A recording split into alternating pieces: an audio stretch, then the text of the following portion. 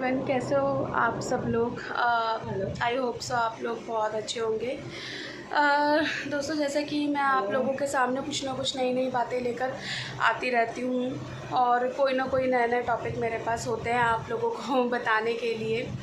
So I hope, मैं भी ये भी सोचती हूँ कि जैसे कि मैं आप लोगों के साथ सब कुछ शेयर करती हूँ और बताती रहती हूँ आप लोगों को कुछ ना कुछ चीज़ों के बारे में। सो बट मैंने ये देखा है कि चाहे कोई भी सीज़न हो या नहीं हो, लेकिन शादी तो होती ही है। शादी के पीछे आजकल सब कोई पड़ा रहता है। लड़की की एज जहाँ पर अगर 16-17 साल की होती नहीं है, तब उसके पेरेंट्स उसकी शादी की बातचीत करनी स्टार्ट कर देते हैं। आई होप आप अगर कोई लड़की देख रही है मेरी वीडियो, उसके साथ ऐसा होता होगा। बाकी मुझे नहीं पता, अपने घर के अलग अलग रूल्स हैं। कुछ गाँव में इसको अलग तरीके से देखा जाता है। वहाँ तो 10-11 साल की लड़की मुश्किल से होती है और उनकी शादी कर देते हैं। कहते हैं कि भाई लड़कियाँ हैं, लड़कियों की तो शादी होनी बहुत ज़रूरी मानी जाती है। शहरों में थोड़ा सा अब, पहले तो ये शहरों में भी 22-23 साल की एज में शादियां हो जाया करती थी, है ना। लेकिन अब क्या है ना, अब जैसे जैसे टाइम चेंज होता जा रहा है तो शादी की एज कुछ नहीं रह गई है। लोग कहते हैं कि तुमने शादी नहीं करी या कुछ भी है, तो अब क्या है, अब लोग लड़कियों को भी काफ़ी सब मतलब करते हैं कुछ अभी भी सपोर्ट, जो कि बोलते हैं कि चलो ठीक है, अगर लड़की पढ़ रही है तो पढ़े इतना। और कुछ के पेरेंट्स में मैं ये देखती हूँ कि दबाव भी होता है, प्रेशर भी होता है, कहाँ जल्दी शादियाँ भी हो जाती हैं अभी भी। सो चलो देखो, शादी कभी भी हो, कोई भी एज में हो, वैसे टीन एज में तो शादी नहीं होनी चाहिए क्योंकि बचपन सारा ख़राब बीतता है, जैसा पहले गाँव के लोगों में हो जाया करता था। तो लेकिन ये है, एक एज में शादी हो तो सही है, वो मैं मानती हूँ, बिल्कुल ठीक है। लेकिन शादी में जो ये रस्में होती हैं ना, ये दहेज लेने वाली जो सबसे बड़ी गंदी रस्म बनाई है, ये दहेज प्रथा, जो कि शुरू से चलती आ रही है, पुराने टाइम से ये चल रही है।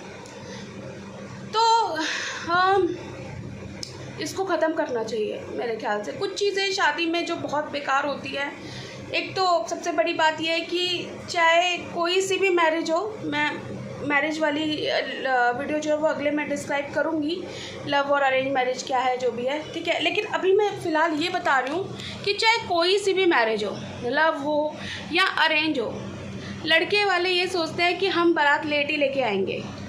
उनकी ये हैबिट है, ये हैबिट में हो चुका है कि वो बारात लेट ही लाएंगे। कोई ऐसी मैरिज मैंने आज तक नहीं देखी कि जहाँ पर बारात जल्दी आ जाती हो। ये भी एक वीक पॉइंट, लूप पॉइंट है इन सब चीज़ों का, ठीक है। दूसरी बात, दहेज का बता दिया है मैंने आपको कि दहेज लेते हैं। देखो यार, लड़की तुम्हें मिल रही है और अपने घर को छोड़ के जाना कितना मुश्किल होता है। लोग ये नहीं सोचते, जो लड़कों की बात कर रही हूँ, कि एक माँ बाप ने अपनी लड़की ही दे दी तो उसे सब कुछ दे दिया। क्यों? क्योंकि मान लो तुम्हारी शादी 32 साल की एज में भी होती है, तो तुम 32 साल तक अपने घर वालों के साथ रहे हो, उसके बाद तुम्हें अपने किसी और जगह जाना है घर छोड़कर। लड़के कर पाएंगे क्या ये सब चीज़ें? आप खुद बताओ, आप लोग जो मेरी वीडियो देख रहे हैं, ये पॉसिबल है लड़के का अपना घर छोड़ के आना? नहीं होगा, ठीक है।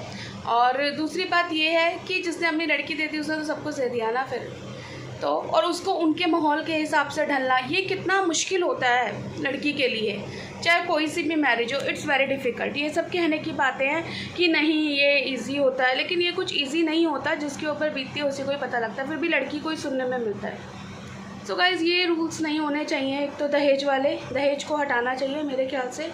इसकी जगह कुछ भी हो सकता है, बट दहेज नहीं होना चाहिए, ठीक है। और दूसरी चीज़ ये कि पी कर आना शादियों में, ये सबसे बड़ा गंदी चीज़ होती है। ड्रिंक करके आ जाते हैं दूल्हे जो होते हैं, वो भी एक लूप पॉइंट है, वो भी ख़त्म होना चाहिए। बाकी डियर, मैं नेक्स्ट वीडियो में लव अरेंज मैरिज के बारे में डिस्क्राइब करूँगी।